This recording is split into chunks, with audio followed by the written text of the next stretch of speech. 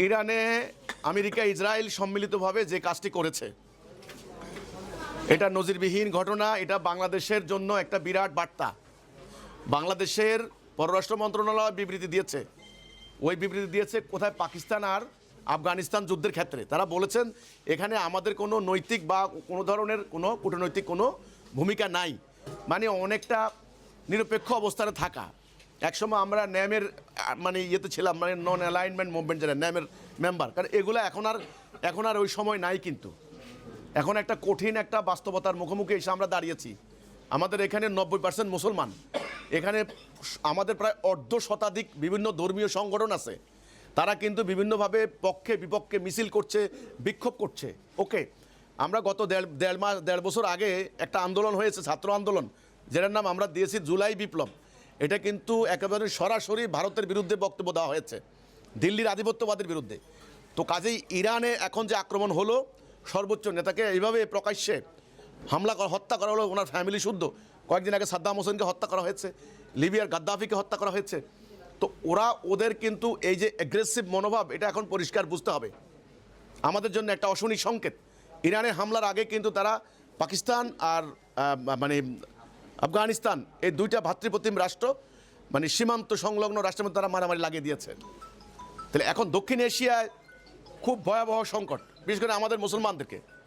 এই পরিপ্রেক্ষিতে আমাদের কাছে মেসেজ কি? আমাদের কাছে মেসেজ হচ্ছে, যদি আমাদের ভিতরে ইন্টারনাল এ ধরনের দ্বন্দ্ব থাকে, দলাদলি, তাহলে আমরা কিন্তু আমাদের ওদের মতো পরিস্থিতি হতে কোনো বেশি বাকি নাই। অলরেডি রাজনৈতিক দ্বন্দ্ব করে আমরা এক দলকে দেশ থেকে বের করে দিয়েছি। ওরা এখন প্রস্তুতি নিচ্ছে দেশে রাজনীতি ইন করার জন্য, নিজেদের মধ্যে মারামারি হানাহানি। কাজেই পুরো জাতিটাকে একটা আদর্শের উপরে ঐক্যবদ্ধ করতে হবে, সেটা হলো আল্লাহর সভরেন্টি। এক নাম্বার, আল্লাহর উপরে ভরসা করে আল্লাহর সাহায্য ছাড়া এই সাম্রাজ্যবাদী এই দাজ্জালীয় সভ্যতার মোকাবেলা করা কারো পক্ষে সম্ভব নয়। বাংলাদেশের জন্য একটা অশনি সংকেত। ওরা এখন যা চাইবে, ওরা বলবে তোমার পায়ের নিচে তেল আছে, আমাকে তেল দিয়ে দাও, দিতে হবে। তোমার অমুক দ্বীপ আছে, দ্বীপ দিয়ে দাও, অমুক আইল্যান্ড দিয়ে দাও, তোমার সেন্ট মার্টিনস দিয়ে দাও, তোমার তেল দিয়ে দাও, তোমার বন্দর দিয়ে দাও, তোমার এটা দিয়ে দাও, তোমার এটা দিয়ে। কথা শুনতে হবে। তুমি গম আনবা রাশিয়া থেকে কম দামে, বলছে না গম আমার থেকে আনতে হবে। যদি কথা না শুনো, প্রথমে স্যাংশন দেবো, এম্বার্গো দেবো, তারপরে কথা না শুনলে বোম মেরে উড়াই দিব, কথা শেষ। এখন আর মানবাধিকার, আন্তর্জাতিক আইন, তারপরে তো হলো রুল অফ ল, কিচ্ছু নাই, এথিক্স নাই, কিচ্ছু নাই, মোরালিটি কিচ্ছু নাই। এগুলো ভুয়া, এগুলো ভণ্ডামি, হ্যাঁ, মানবাধিকারের বলি কিচ্ছু না। তাহলে এখন রাষ্ট্রের অস্তিত্ব, জাতির অস্তিত্ব, ইমান, আমাদের ইজ্জত আবরু, আমাদের সবরেন্টি। সবরেন্টি বলতে খালি ভৌগোলিক সীমারেখার সবরেন্টি বোঝাচ্ছি না আমি। স্বাধীন চেতা, স্বাধীনভাবে চিন্তা করার মানসিকতা যদি করতে হয়, এটার একটা সমাধান, এর একটা উপায় আলহামদুলিল্লাহ আমি তুলে ধরছি। সেটা হচ্ছে সমগ্র জাতি আল্লাহর উপরে ভরসা করে তাওহীদের উপরে ঐক্যবদ্ধ হতে হবে।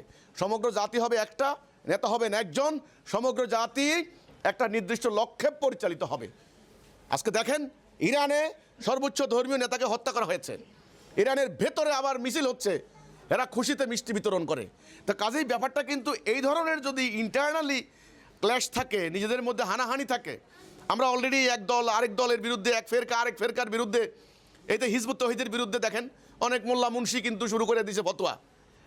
তো তাহলে এবারে নির্বাচনে জামাতের বিরুদ্ধে আপনার হলো খেলাফতের চট্টগ্রামের হেফাজতের আলেমরা তারা ফতোয়া দিয়েছেন জামাত হচ্ছে কাফের, এদেরকে ভোট দিলে ঈমান থাকবে না, বলছে না এটা। তো কাজেই ইসলামী দলগুলি, ধর্মীয় দলগুলি, আমরা দুর্ভাগ্যজনকভাবে দলে দলে ফেরকায় ফেরকায় মারামারি করছি, এবং রাজনৈতিক স্বার্থে কেউ বামপন্থী, কেউ ডানপন্থী, কেউ জাতীয়তাবাদী, কেউ গণতান্ত্রিক মারামারি করছি। অবিলম্বে বন্ধ করতে হবে। ইরানের ঘটনা আমাদের জন্য বিরাট বার্তা, কঠিন বার্তা। আমি বলতে চাই সবাই মানে সতর্ক হন, সিদ্ধান্ত নিন। আল্লাহ ছাড়া এই তাণ্ডব থেকে কাউকে বাঁচাতে পারবেন না, আল্লাহ বাঁচাবেন মোমেনকে। সেটার জন্য তাওহীদের উপরে ঐক্যবদ্ধ হতে হবে।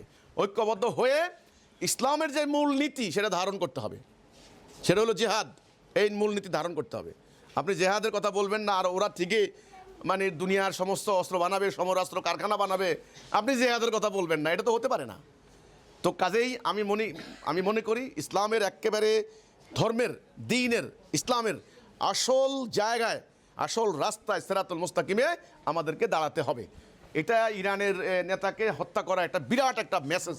আমাদের জাতির জন্য। ঠিক আছে, ধন্যবাদ।